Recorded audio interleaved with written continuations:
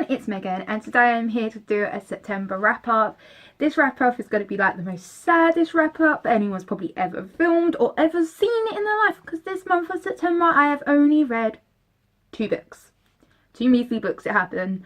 I've been really busy this month trying to figure out what's going on with my uni, because I've had to swap unis and it's very unorganised at the minute, so I'm in the process of changing unis and I just haven't had time to read. I've just been so stressed over this. So yeah, only 2 books this month.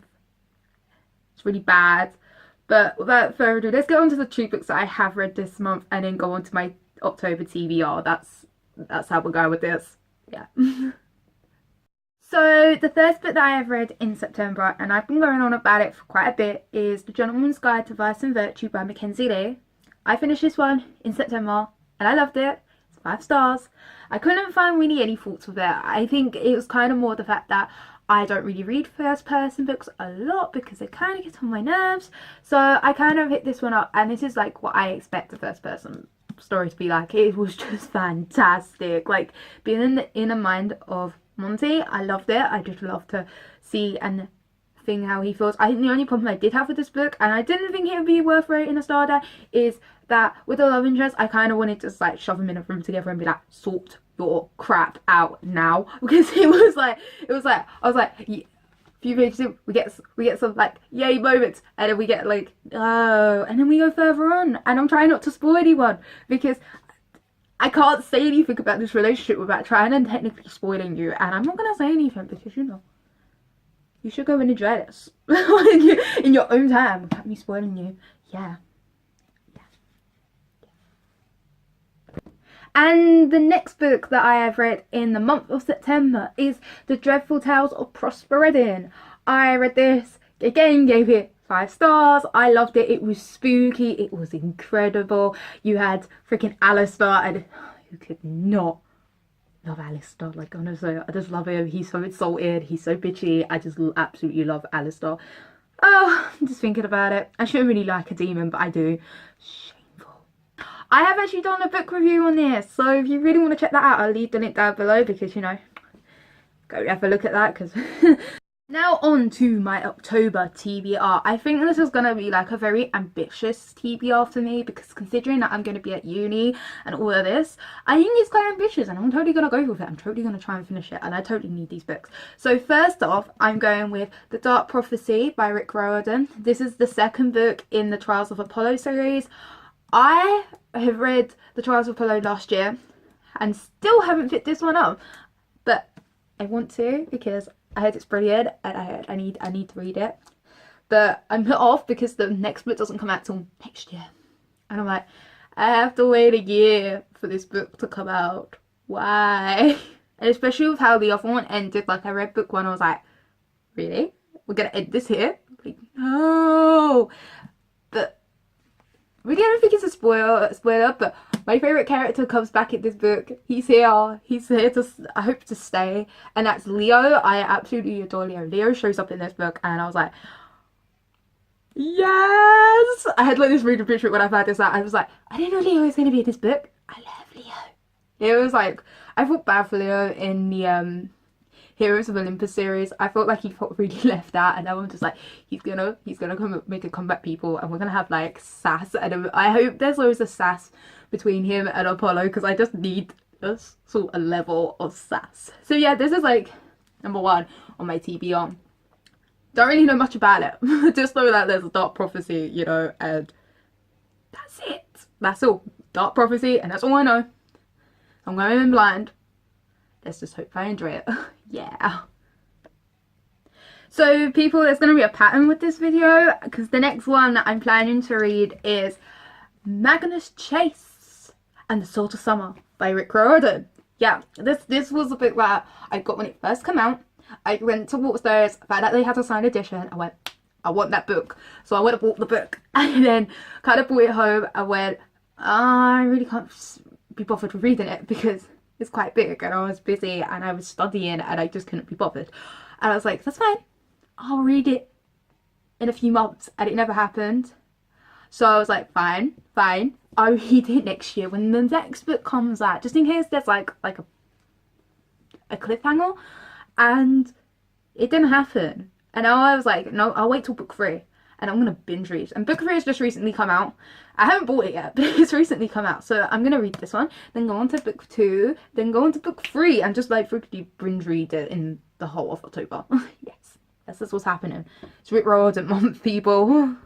The next book on my TBR, it will not be a surprise from what the last one was, and that is Magnus Chase and the Hammer of Thor by Rick Riordan. I obviously have turned a slip that I was going to binge read the Magnus Chase series and go from book 1 to book 2 to book 3, so I didn't have to wait because patience isn't my thing. So this is on my TBR. Again, I don't really know much about the second book. I only know a bit about the first book. All I know is it follows Magnus Chase, probably some other people. I know Annabeth apparently makes an appearance or two, and I'm like, yes. So I'm kind of intrigued now.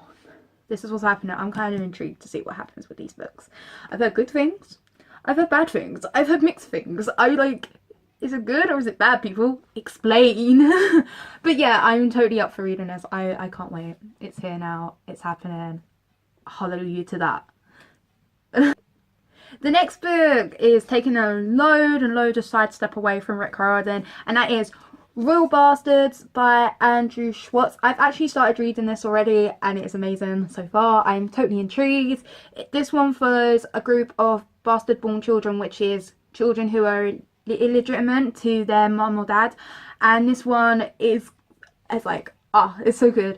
And in one of these days, like, she gets kind of like, the main character kind of gets like pushed away by her dad because he had a legitimate child born, and one of these days a princess comes and kind of like, I ain't sitting with none of you, and goes and sits with all the bastard borns, and then there's like a murder and stuff happens, and yeah, so you know, I haven't got up to any of that sort of stuff yet, but you know, going for it. It just sounds like a really weird version of bastard born Sherlock Holmes, so I'm just kind of up for it. Yeah, murder, bastard born children, God knows what century it's set in, but totally can't wait for it. Yeah, and it's sparkly. Look at that sparkle. It's just intriguing. I like this cover. So intriguing. Yes. And finally, I had to put this book in here because I totally really want to read it. I got it in the post yesterday and I was so happy that it come. And now this is going to be on my TBR. Probably might not read it yet, but it's going to go on here because I plan on reading it this month. And that is The Silver Mask by Holly Black and Cassandra Clare. I've just put in that the two different names. You know, it's Holly Black and then Cassandra Clare. Whoops. But yeah, I totally got this yesterday in the post. It come. The cover is absolutely stunning. It's all pretty and I love the colour and I love the spine. And I was like, oh, it came. I thought a major pitch for it. It come really early. It's not out till, like, apparently out to the 10th, but it's already here. And now I can't wait. And now it's here. I'm going to read it. But it's tiny. I have this problem that now these books are going on in the series. They're getting more smaller.